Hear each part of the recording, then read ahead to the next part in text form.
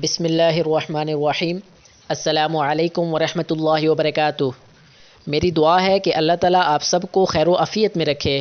پیارے دوستوں، آپ کے ساتھ حضرت علی رضی اللہ تعالیٰ عنہ کا اسلام قبول کرنے کا واقعہ شیئر کروں گا، اور سب دوستوں سے گزارش ہے کہ اس کو سنیں اور اپنے دوستوں کے ساتھ بھی شیئر کریں۔ اگر آپ نے ابھی تک میرے چینل کو سبسکرائب نہیں کیا تو سبسکرائب کرنا مت بھولیے، تاکہ ہر آنے والی اچھی ویڈیو آپ کو بآسانی مل سکے۔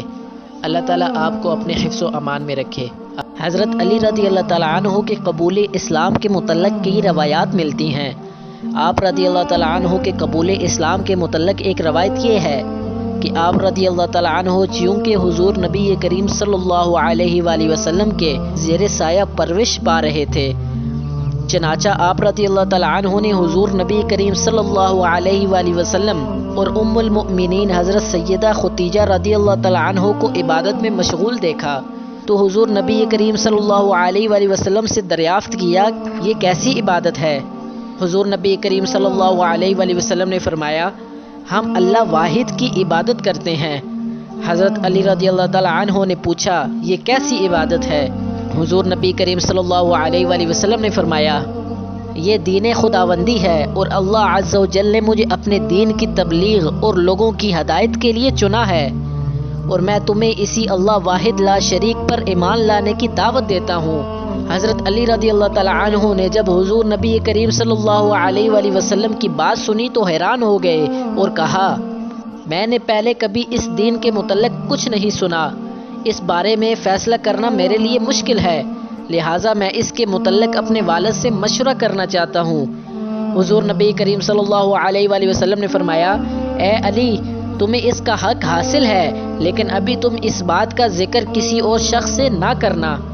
حضرت علی رضی اللہ تعالیٰ عنہ نے حضور نبی کریم صلی اللہ علیہ وآلہ وسلم سے وعدہ کیا وہ اس بات کا ذکر کسی سے نہیں کریں گے۔ چنانچہ اس رات جب آپ رضی اللہ تعالیٰ عنہ سونے کے لیے لیٹے تو اس بات پر غور کرتے ہوئے سو گئے۔ اللہ عز و جل نے آپ رضی اللہ تعالیٰ عنہ کے قلب کو روشنی عطا فرمائی، اور آپ رضی اللہ تعالیٰ عنہ نے اپنے والد سے مشورہ کیے بغیر اگلے روز حضور نبی کریم صلی اللہ علیہ وآلہ وسلم کی خدمت اقدس میں حاضر ہو کر عرض کیا، مجھے کلمہ پڑھائیے۔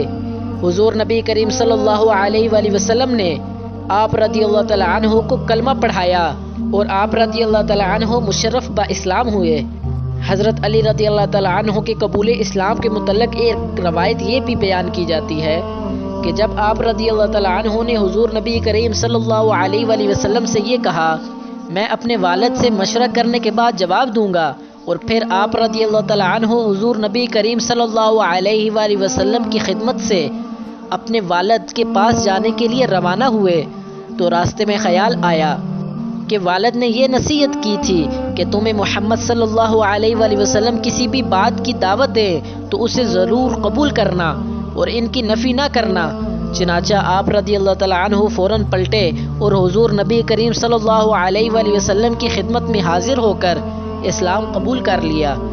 پیارے دوستوں، اگر آپ کو یہ میری ویڈیو پسند آئی ہے تو میرے چینل کو سبسکرائب کرنا مت بھولیے۔ اللہ تعالیٰ آپ کو اپنے حفظ و امان میں رکھے۔